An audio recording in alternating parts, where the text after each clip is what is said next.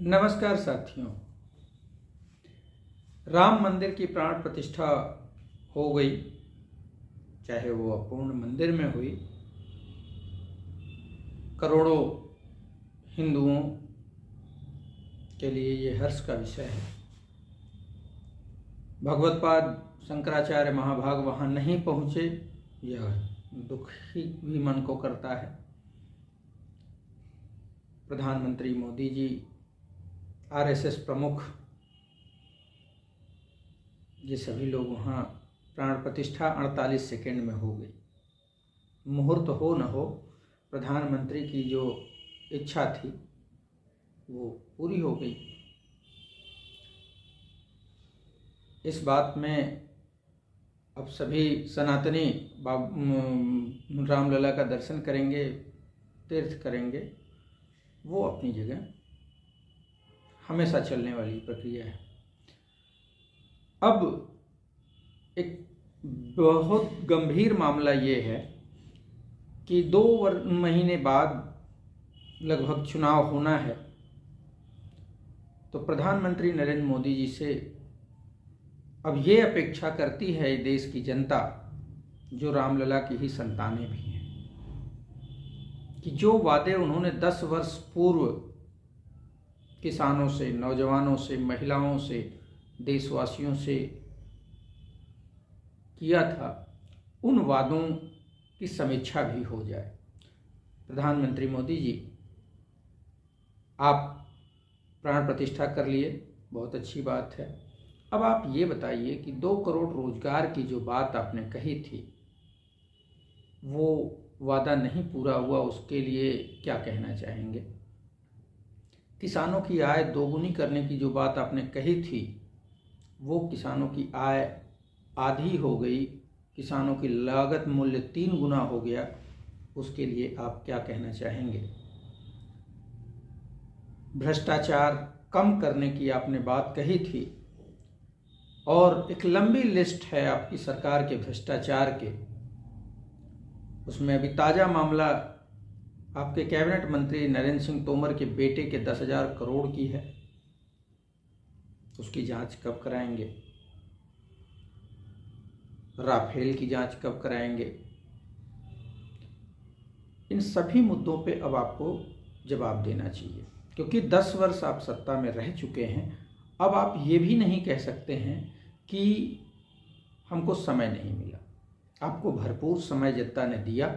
अब वो चाहती है कि जो आगामी चुनाव है उसमें आप महंगाई, बेरोजगारी, आपकी सरकार के भ्रष्टाचार,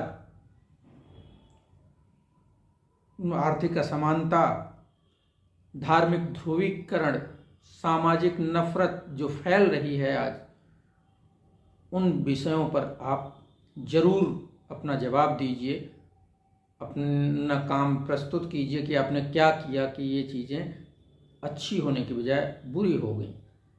पिछले 9 महीनों से मणिपुर जल रहा है, वहाँ बहनों के साथ जो हुआ वो वर्णन करने योग्य नहीं है, जघन्यतम अपराध है।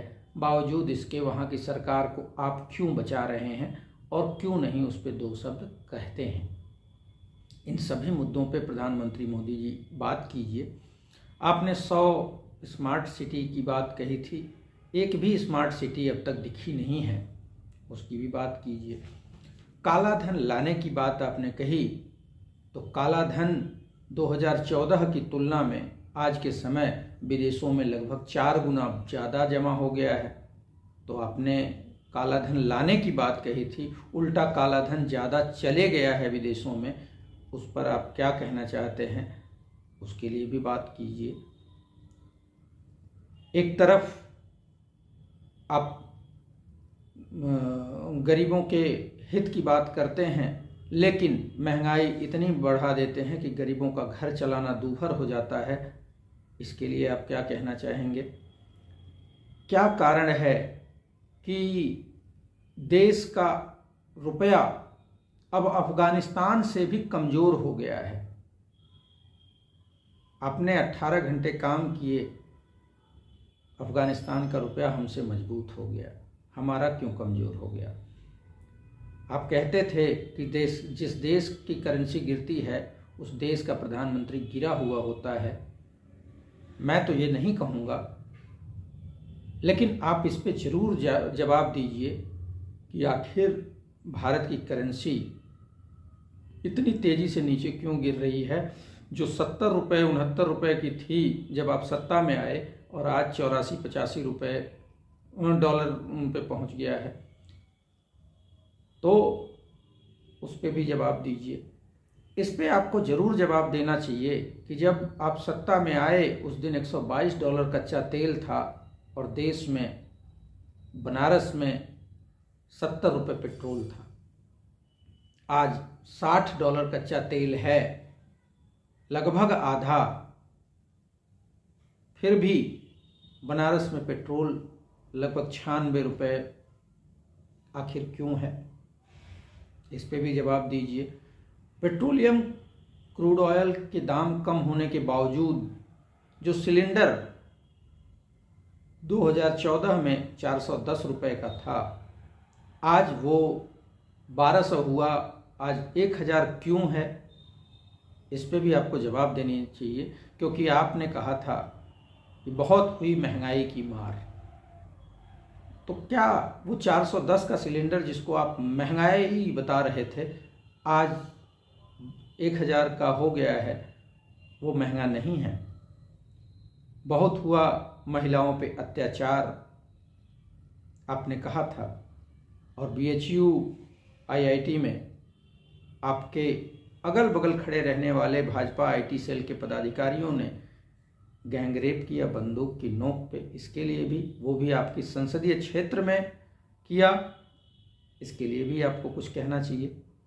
और वैसे मुझे बहुत यकीन नहीं है, क्योंकि आप हमेशा ही झूठ बोलते आए हैं मोदी जी, तो मुझे बहुत उम्मीद नहीं है कि आप कभी सच बोलेंगे, क्योंकि 10 साल से तो कम से कम हम आपको देख ही रहे हैं बतौर बनारस के सांसद और देश के प्रधानमंत्री। आपने जो भी वादा किया भूल गए, जुमला कह दिया। अभी ताज़ा मामला है, राजस्थान में आपने कहा कि हम 450 का गैस सिलेंडर देंगे, और आपकी सरकार ने कहा कि हम नहीं देंगे। आपने छत्तीसगढ़ के चुनाव में कहा कि हम 3100 रुपये धान का मूल्य करेंगे, वो अभी तक नहीं दे रहे हैं। तो आपको तो झूठ बोलना है। एक गंभीर मामला ये है कि जब किसान आंदोलन लगभग 13 महीने चला, तो उसको ख़त्म करने के लिए आपने एक वादा फिर से किसानों से किया कि हम MSP का कानून बनाएंगे। लगभग 2 वर्ष हो गए हैं, लेकिन आपने कानून नहीं बनाया। इस पे भी आपको बात करनी चाहिए। आपकी विफलताओं की लिस्ट इतनी लंबी है कि सबको गिनाया नहीं जा सकता एक साथ, लेकिन जो भी पॉइंट आज उठाए गए हैं, इन पे कम से कम प्रधानमंत्री जी को एक बार मन की बात अवश्य करनी चाहिए। ये आखिर क्या कारण रहा कि बांग्लादेश का प्रति व्यक्ति आय भारत से प्रति व्यक्ति आय से ज़्यादा बढ़ जाता है?